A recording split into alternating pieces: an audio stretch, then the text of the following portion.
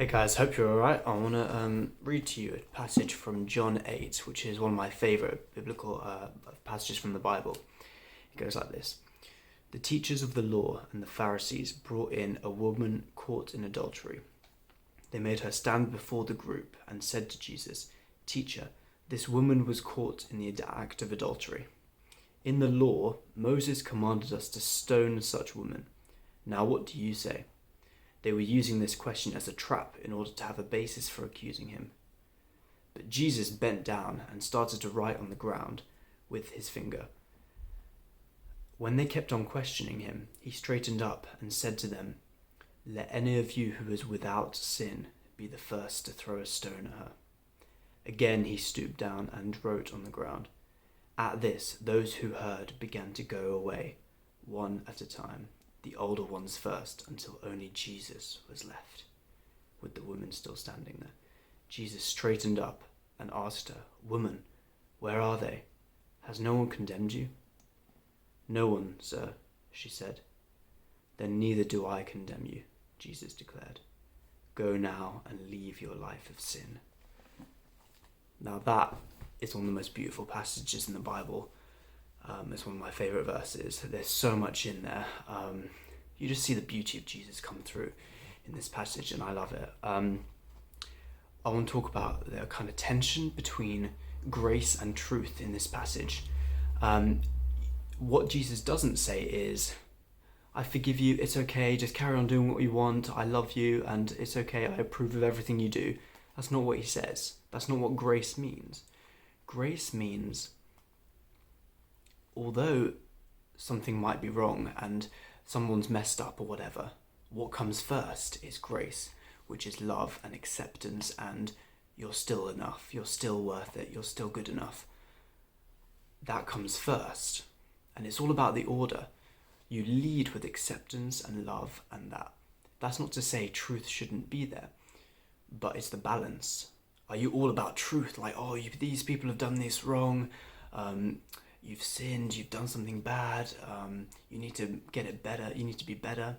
Because if we tell people be better, but we don't show them grace and love, we're not truly treating them like Jesus treats us, which is, I know you've messed up, I know you've sinned, I know you've done wrong, but I still love you. I love you anyway. And actually this comes across when we talk to people. Often we can get into the habit of saying, "I love you, but..." And actually a much more powerful way is to say, "This is really, this hurts me when you do this or whatever, but I still love you." It's which way you're going to frame it, because grace needs to triumph over love. We do the relationship first and truth second. That's not to say we do relationship over truth. It's to say relationship comes first. People need to know you're for them before you kind of can speak into their life. Another saying goes like this, people don't care what you know until they know that you care.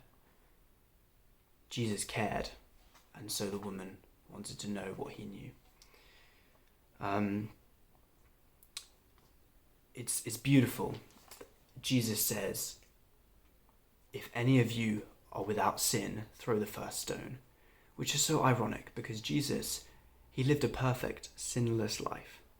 Only he had the right to throw the stone.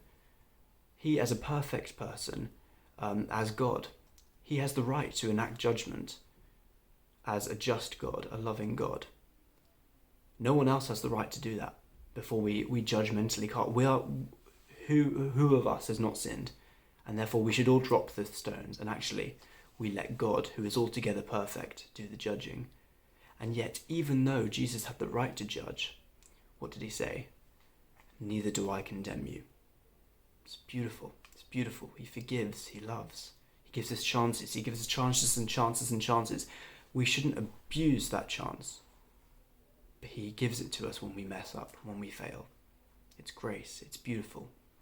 It's unique to Christianity. It's unique to the person of Jesus. It's beautiful because our God is a relational God. He's not up there condemning us, waiting kind of with the checkbox. When we get it wrong, it's okay. There's grace.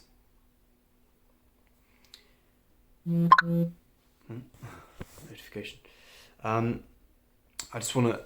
So in John 1, chapter 1, verse 14, it says, "The Word became flesh and dwelt among us. We have seen his glory, the glory of the one and only Son, who came from the Father, full of grace and truth."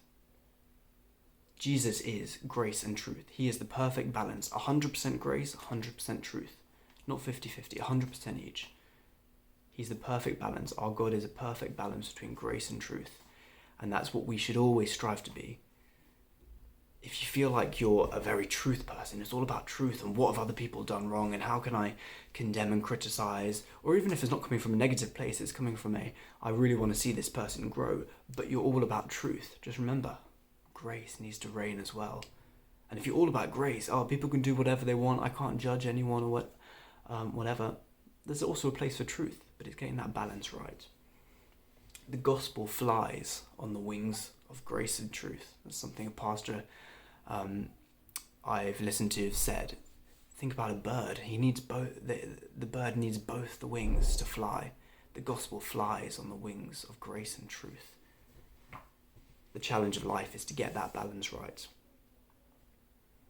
Ephesians 4:15. I'm going to finish with this. Ephesians 4:15 says this: "Speaking the truth in love, truth and grace, truth and love, we will grow to become, in every respect, the mature body of him who is the head, that is Christ." Paul says maturity comes when you find the balance between grace and truth.